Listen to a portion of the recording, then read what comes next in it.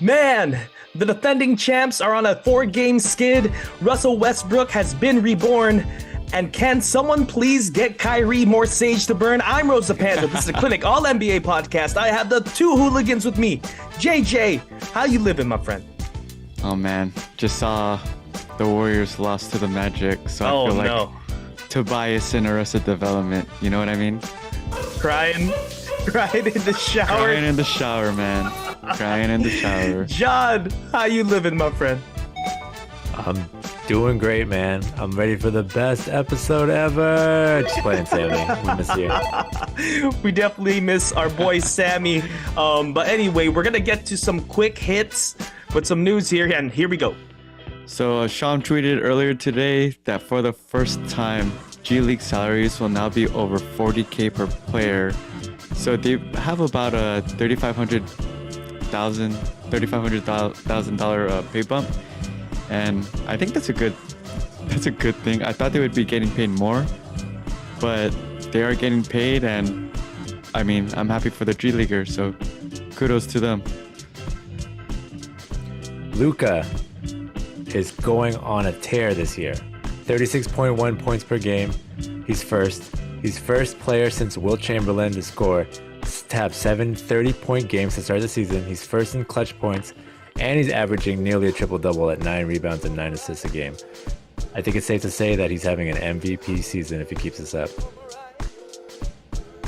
And last night, DeJounte Murray had a career-high 36, 9, 6 steals, and 5 three-pointers. He is the first Hawk with 35 points and 5 steals since Dominique Wilkins in 1991. So, man, that is a milestone for DeJounte Murray.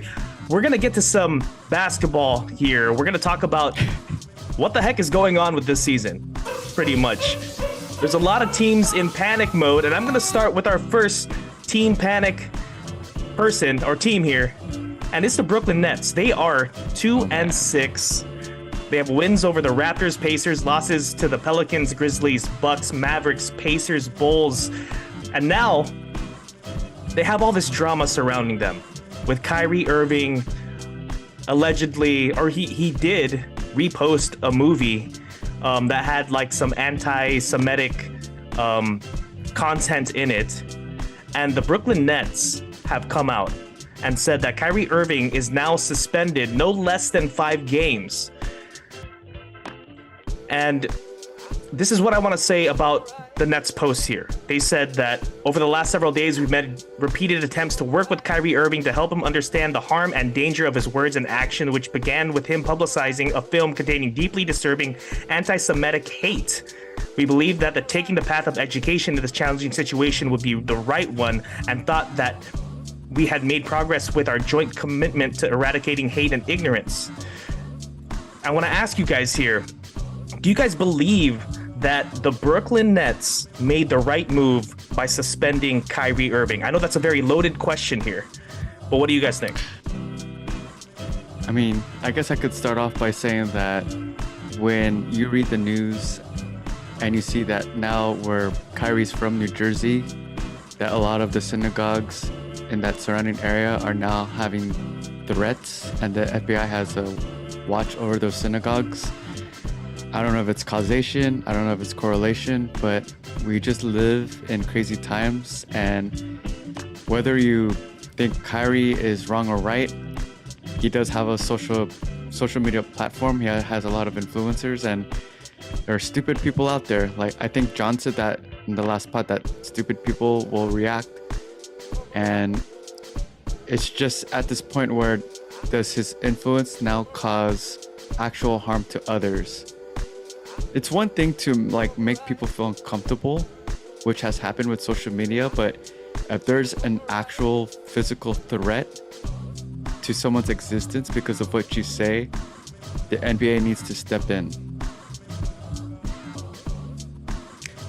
Yeah, it's a tough topic to talk about because, you know, it obviously there's a lot of sensitivity around it, but my own thoughts are, do I think Kyrie is anti-Semitic?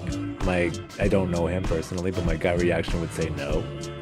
But like JJ said, when you are a famous person, when you have millions of followers, when you're known all over the world, you have a certain responsibility, and you have people following you and watching you, and there's media who are going to report on every word, every move that you make.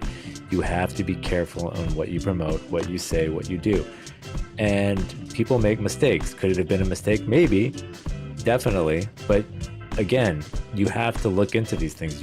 When you post something on the internet, you have to know that it's going to be seen. And honestly, even if people try to delete their content within minutes, somebody saves it.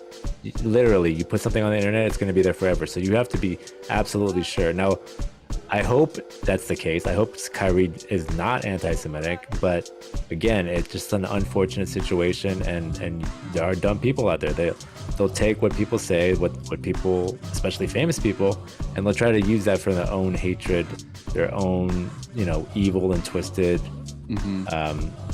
desires. And so for me, it's like, you got to be careful, and it's an unfortunate situation. Hopefully he learns from it. But again, we live in a time where there's a lot of people are kind of unforgiving, and so it'll be, I think in the short term it's going to be tough for Kyrie and probably a lot of people, but I think it'll pass over time, hopefully. Yeah, I hope it does too, and I really think that Kyrie probably isn't anti-Semitic, like what you're saying. I mean, he did like offer to, I guess, match the Nets donating $500,000 towards, I guess, a group that is trying to eradicate all forms of hate. And I think if you do something like that or offer something like that, you probably aren't anti-Semitic. I gotta cut in there because, to be fair, if we play both sides, I know we're giving Kyrie the benefit of the doubt, but there are reports out there that they're saying that Kyrie sent his team to these meetings about, showing compassion, being educated about these social issues, and you're gonna send out your team, man. You're the one under the microscope, not your team. Like, to send out your reps, Agreed, like your dad or your friends, that doesn't show any effort. So for me personally, I can't give the dude the benefit of the doubt. Yeah, I want to say that it's like, in my mind, it's like 60-40. I'm still split on whether or not Kyrie Irving is a certain way, but I will say that he's had plenty of opportunities in these press conferences to be very clear and very concise and just say, no, I am not this. No, yes, I am that. And he just avoids it completely. He talks about everything like he's the Riddler in Batman, where you have to like really break down everything he's saying in order to get like to the truth. Like, you know what I mean? And that makes it really difficult. I don't know if like Kyrie Irving is just, he enjoys this like controversy or whatnot, but it seems like he just wants this conversation to just continue and continue. It's really unusual to me. I think, thinking about like the Nets stuff, I think it was a good move to have Kyrie Irving step away from the team, because all of this is absolutely way too distracting. Do you guys agree with that? Wholeheartedly agree. 100%. Yeah, go ahead. I agree too. We're gonna talk about Steve Nash being fired here. Okay, so like this team is really under the gun here. I want to just mention something, a quote by Kevin Durant after he found out that Steve Nash was fired, and I want you guys to just kind of react to it. He said, about 1:15 p.m., I woke up from my nap, turned to the right, and seen it on ESPN. I was shocked. What do you guys think about Kevin Durant's quote here? 100% complete bull crap. Okay, just picture this with me. You honestly believe that during Steve Nash's firing, Kevin Durant woke up from a nap, turned to the right, saw the news on ESPN of his coach getting fired, a coach that he previously and not so long ago said that there were rumors and reports that he wanted Nash out, and he wanted the GM out, and where there's smoke, there's fire. So as far as I'm concerned, Kevin Durant is the one who spearheaded this fire. He was probably with Josiah when they were collaborating together. And I mean, I just don't see it any other way. Do you guys think that honestly Kevin Durant did not know that Nash was going to get fired? If when we watched the press conference, you could tell by his body language, his tone, like he was kind of happy, but he wasn't really sad either. And what's kind of like this whole thing with KD and Nash is that Nash and KD, they were very close, and they got close because of the Warriors, because Nash was a consultant for the Warriors while KD was there, and that's why KD wanted to bring Nash over, because he had that experience and that close bond. And actually, on the Bill Simmons pod with Raja Bell, who played with Steve Nash and was supposed to be on the coaching staff, said that Steve Nash was hurt and was caught off guard that KD wanted him out. So am I surprised that KD, responded the way that he did in the press conference? No. And my next question is, like, we've said this over and over, which is, what's going to make him happy and who is going to be able to coach KD? Because he doesn't seem like he's a leader or he's even coachable at this point. I don't think he's a leader. And with this response here, it doesn't seem like that's sort of like a leadership sort of response. Yeah, I agree. Like, we all, like, this offseason just happened, okay? We were only 2 weeks into the season, and we know you requested these guys to get fired. We absolutely know it, so just own up to it. You know what I mean? And say your reason, state your case. Like, be a leader. And another thing I'm going to talk about, like him not being a leader, is on Shannon Sharp's show. He was talking about Kevin Durant and how he needs to check, I guess, Kyrie Irving, like in a leadership role.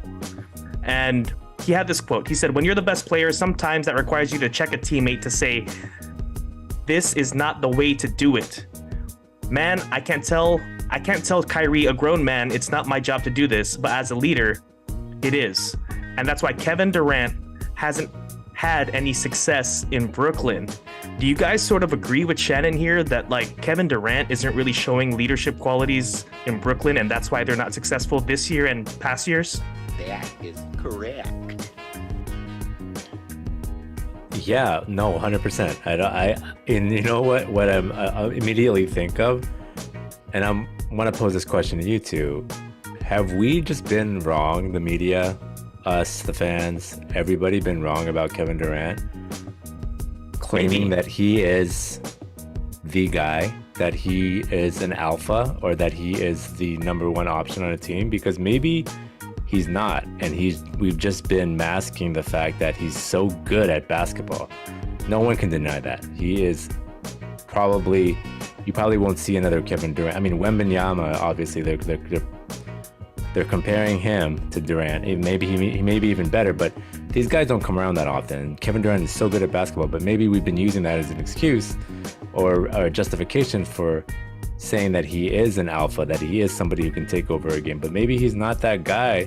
He never was. Do you guys think that may be the case, or am I just completely way off base here? I think that could be the case.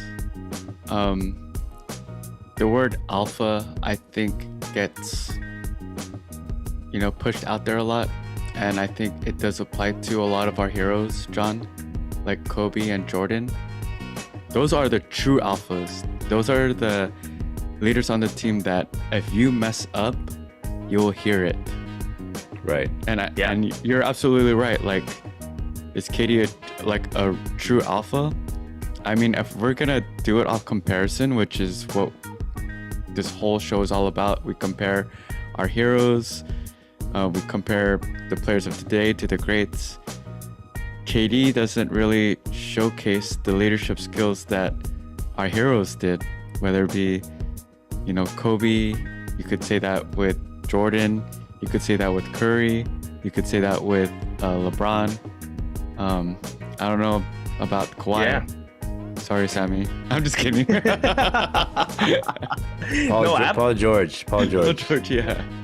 Absolutely, but like going back, I guess to the basketball here of the Brooklyn Nets, what do you guys think is the biggest concern for this start? Like, we're gonna just ignore the team chemistry stuff, all the distractions. Yeah. We're just gonna talk about the basketball here. What do you guys think is the number one concern for the Brooklyn Nets going forward? So for the Nets, they're gonna have to find a way to make up Kyrie's contributions. He averages 26.9 points a game, 5 assists, while shooting at a 45% clip. Okay. However, I know that the offensive portion of the game isn't really being talked about because it's their defense that's lacking. But now that Kyrie is gone, how much will their offense suffer? Right. It's going to be really interesting to see, because if they're already losing with that, dynamite offense, what are they going to do when Kyrie's not there? Right? What do you think, John? Wow. Only able to pick one, huh? That's like that's like going to a candy store and only being able to pick out one type of candy. And I mean that in a literal and figurative sense, if you know what I mean. Anyway, I think their biggest issue is, honestly, it's Ben Simmons, because he is averaging 6.2 points per game. That's where I was going with this too. And 44% from the field, but it doesn't, I mean, when you're putting up 6 points, getting paid what he's getting paid. I mean, he is averaging 6 rebounds and 7 assists a game, but he, beyond the stats in the games that I've seen and the highlights, or I would say lowlights, he just doesn't look like, one, he doesn't look engaged. Two, it looks like he really forgot how to play basketball. I mean, he was never a shooter. He was never much of a scorer, but he looks afraid out there. Mm-hmm. He does not look like he's somebody who wants to be on the court. And I know that he had issues with his mental health and whatnot. Well, I won't get into that, but it just, like, when you have a player like that, a key piece, somebody that you traded James Harden for, and he's not contributing at all, that's going to affect your team tremendously. And I only said this because I have to pick one, but I have a handful of reasons. But I'm going to go with that. You know, I'm with you there. I'm going to go with a big problem is Ben Simmons. He looks completely lost on defense. That's the biggest concern. These rotations, they're not tight. It looks awful. He's fouling out of games like really early. And I actually saw a video breakdown on why this is happening. Steve Nash wanted Ben Simmons to be in a Draymond Green role, where he was setting a lot of screens. And apparently Ben Simmons doesn't know how to set a screen without moving. So a lot of his fouls are off of moving screens, which is absolutely ridiculous. And I think that probably would have been the best role for Ben Simmons to play. I think a lot of people compared him to, you could just put him in a Draymond Green spot and everything will be just fine. But apparently you can't. So I don't know what the next coach is going to do, whether it's Ime Udoka or not. But that Ben Simmons piece is such a just albatross of just net negative stuff. I don't know what they're going to do, but actually we're going to take a short little break with a word from our sponsor. NBA fans, the wait is over. Basketball's back, so tip off the season with DraftKings Sportsbook, an official sports betting partner of the NBA. New customers can make any $5 NBA money line bet and get $200 in free bets if your team wins. Download the DraftKings Sportsbook app now. Use promo code TBPN, make any $5 bet this week, and get $200 in free bets if your team wins. Only at DraftKings Sportsbook with promo code TBPN. Minimum age and eligibility restrictions apply. See show notes for details. All right, now we're going to talk about our next Team Panic team. And it is the defending champions, the Golden State Warriors, who are sitting at 3-6. They have wins to the Lakers, Kings, and Heat, and losses to the Nuggets, Suns, Hornets, Pistons, Heat, And unfortunately tonight, they lost to the Orlando Magic by 1 point. Panic meter now. Scale of 1 to 10. Where are you guys at with the Golden State Warriors?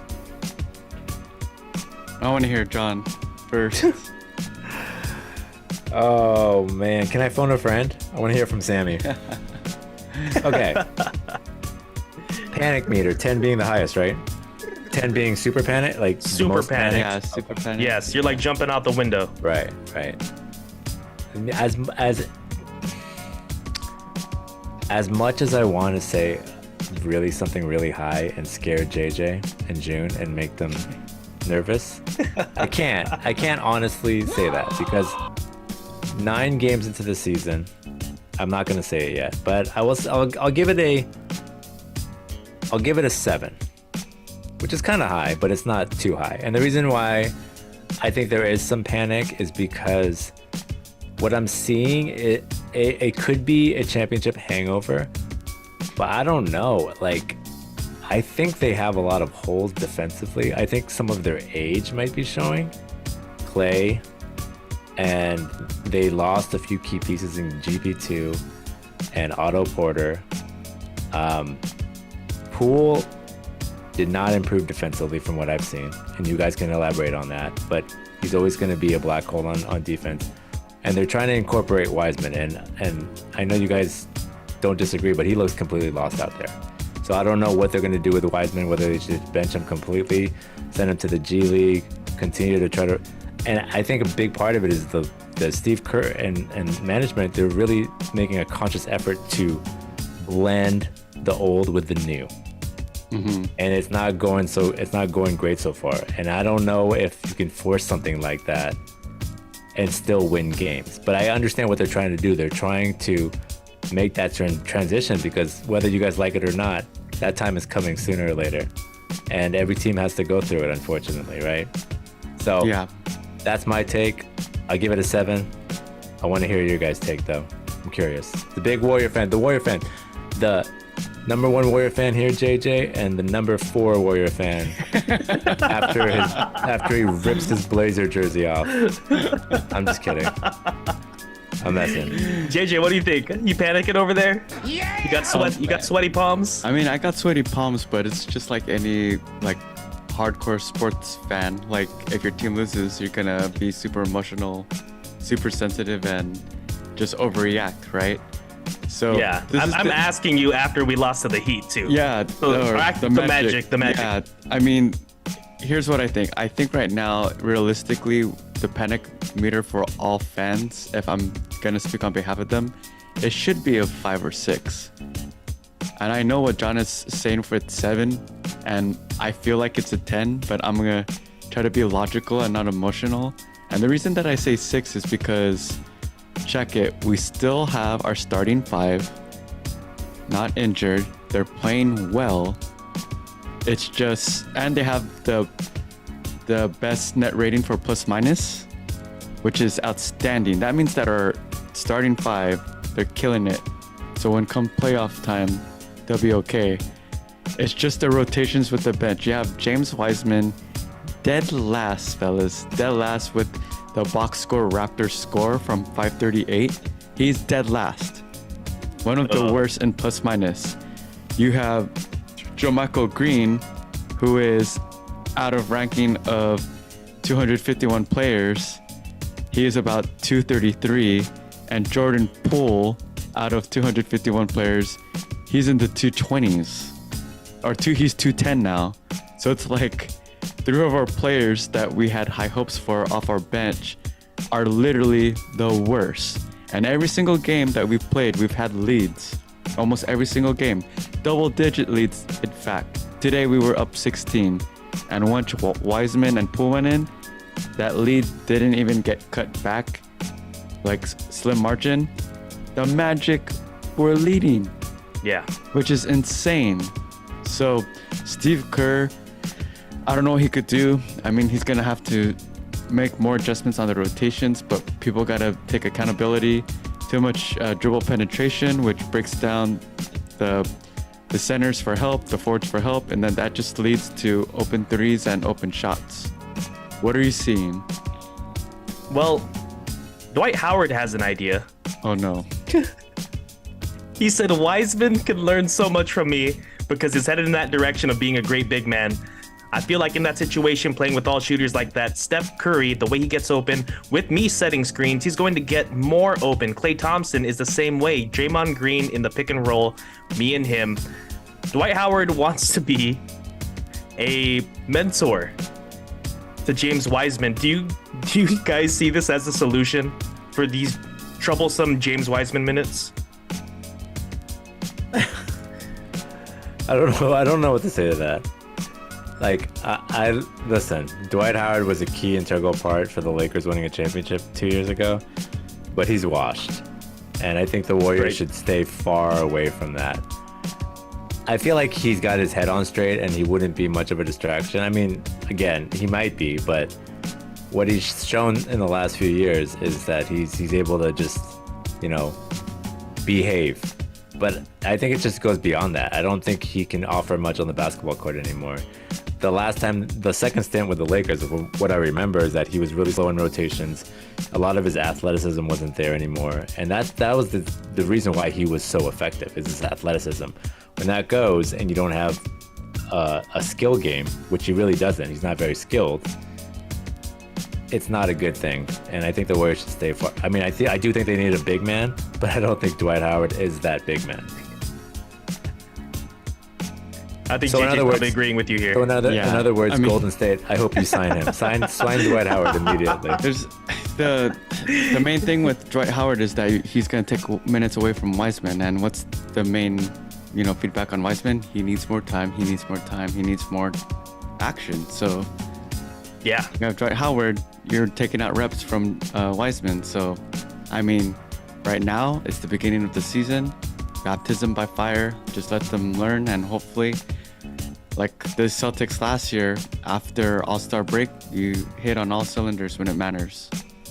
For me, What- with the Warriors, go ahead, John. No, go. Sorry, I'll ask afterwards. Go. My panic meter is up. I want to say that it's probably like a 7 or 8, but it's because I don't like the way that Steve Kerr is developing these young guys. First point is that James Wiseman, he's playing a lot of minutes with Jordan Poole. Yep. And those two together defensively, it's not going to work out because it's too hard to read. If you're going to play James Wiseman, you got to have him play with stable teammates that already know what to do to ease him in. That's how young rookies, or for him, what this is like his third year in the league. Yeah. That's how third these year. players develop better, is because they know what good basketball looks like. If you throw them in these situations where, anything could happen, of course he's going to play bad. And what is Jonathan Kuminga doing on the bench and these other players are getting run? Like, I don't understand that either. So my panic meter is up because of those two things. We're expecting a lot from two very young players, but also Dante DiVincenzo has all of a sudden become weirdly important, like his health, and he's been injured. He's supposed to be like the GP2 like replacement. So I don't know. My panic meter's up. I know that the Warriors are 3-6, but it almost feels like we might end up as like a 5 or 6 seed. Are you guys there? I could see that. I would be but- happy for 5 and 6. 5 We just and need to 6. make the playoffs, man. Yeah, That's I true. can see. Yeah, I mean, you're always a danger. You're always a threat with Steph and Clay. I have a question for you guys. Do you, at what point, whether it's this season or next, do you really consider trading your youth to help extend the championship window you have with Steph Curry, Klay Thompson, maybe Draymond Green, Andrew Wiggins? Ooh.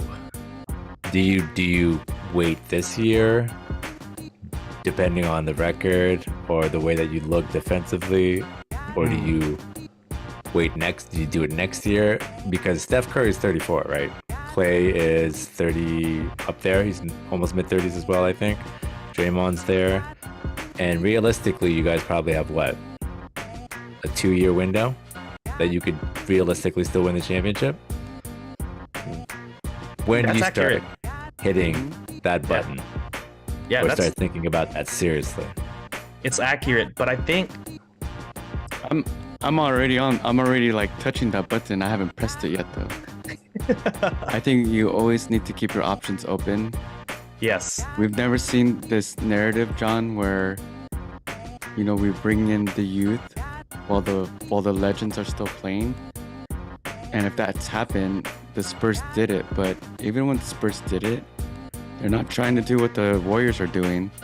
Like the Warriors are walking this very thin line that's never been done.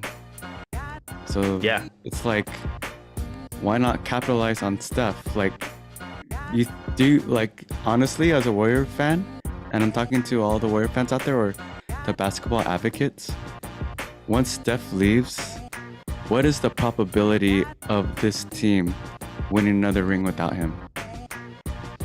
Yeah, I mean, Jay, you're absolutely right. You're kind of hitting the nail on the head. My thing is who's available. Like, if it's going to help Steph Curry win a championship, but also extend it another 5 years, then why not? Steph Curry is averaging 30 points, 7.5 rebounds, and 6.5 assists, which is like crazy for his age, right? Especially at the point guard position. He's still elite. So you got to capitalize on that. I would say that you start looking once someone really good becomes available. But otherwise, I think the Warriors are just going to stay pat. We're going to talk about our last team here. The LA Lakers at 2-5. At the beginning of the season, the sky was falling with losses to the Warriors, Clippers, Trailblazers, Nuggets, Timberwolves, all in a row. And all of a sudden, they get wins against the Nuggets and the Pelicans with Russell Westbrook coming off the bench. Panic meter now. Scale of 1 to 10, where are you? Negative. -1. There you go, John. Positive, okay. Well, Thinking no. positively here. You listen. You can't be panicked if you expect the team to be terrible and not make the playoffs. There's no panic in you, right? What's there to be panicked about? But no, the reality is that 0-5, I was pretty nervous about them. Not only, like, I was more nervous about the fact that they have a swap of a draft pick with the Pelicans this year. So even if they were absolutely terrible, they're not going to get a high draft pick because the Pelicans will swap with them. And so that made me more nervous than anything. Right. But like you said, they've been playing a lot better. Westbrook off the bench. They may have found something here. And I'm not going to jump the gun, but they won 2 in a row. But they're playing much better. Offensively, they look more to be in rhythm. And Westbrook looks more comfortable running a team, being himself, and not afraid to make mistakes, which is the way he's always been effective, right? And you can live with his mistakes as long as he's not doing in critical moments of the game. And that's something that I think that the Lakers have found. And being number 2 in defensive rating gives me a lot of hope. I think they're going to win more games than they did last year if they stay healthy, which, again, big if with AD. Yeah, I have to agree with John there that I've always thought that because of their defense this year that they just needed to figure a few tweaks here and there and they could get wins. But the last 2 wins have been impressive, John, especially against the Pelicans. Like, yeah, props to the Lakers, man. We don't want to see LeBron and AD just waste their years, and not making the playoffs. I think we do want to see that Clipper-Laker first round matchup, so yes. you and Sammy could fight. Yeah. Yeah, you want to see some real action on this pod, then you guys better hope for Yeah, Lakers man. Clippers and then Lakers Warriors after that. Yeah. We probably won't be friends anymore, but that's all good. I'm That's cool with okay. it. Today is a Basketball historic Clippers. day. It's a Dang. historic day because everyone on this panel right now is feeling really good about the Los Angeles Lakers, You can't even. including Yeah. I didn't even get the name right. You It hit the didn't name even right, man. it didn't even flow off my tongue correctly. No respect. Everyone's even feeling believe in high yourself. off of the LA Lakers, including me. They found the secret sauce to unlock Russell Westbrook, which is they desperately needed this, and especially a spark off the bench. I mean, as a starter, this is Russ, 10 points per game. He is now 16.3 points per game. he was 6 rebounds a game. He's now 7.7 rebounds a game. 4 assists a game. Now he's 6.7 assists per game. He's shooting at a 46.2% field goal percentage and is 2-1. Like, this looks absolutely great. John, I'm going to give you some more optimism too. Defensively, they've already figured that out, right? Wait until the buyout market. Wait until they get a shooter. Can you imagine if the Lakers just get one decent shooter? How different this offense is going to be? I think that the Lakers can be a sneaky here we playoff team, man. Ooh, Matt They're gonna Ryan, be maybe. sneaky. Matt Ryan. Here it comes. Here it comes. You know what? I agree with that, dude. I like what Darvin Ham's doing. He's making the tough decisions. Yeah. And Westbrook is I think they may have unlocked something serious here with him off the bench. But anyway, boys, that is all we have for tonight's pod. I want to thank you two for being on. JJ, thanks for being on, man. Hey, shout out to our boy Sammy. What up? Shout out Sammy. John, thanks for being on. Thank you, Sammy. Come back so we can have the best episode ever. And shout out to our video producer, RJ. Check out our YouTube channel. Remember to rate, subscribe, and review. Like us on our Facebook group page, The Clinic All NBA Podcast, and follow us on Twitter at Clinic All NBA. I'm Rosa Panta. This is The Clinic All NBA Podcast. Come find us wherever you get your podcasts.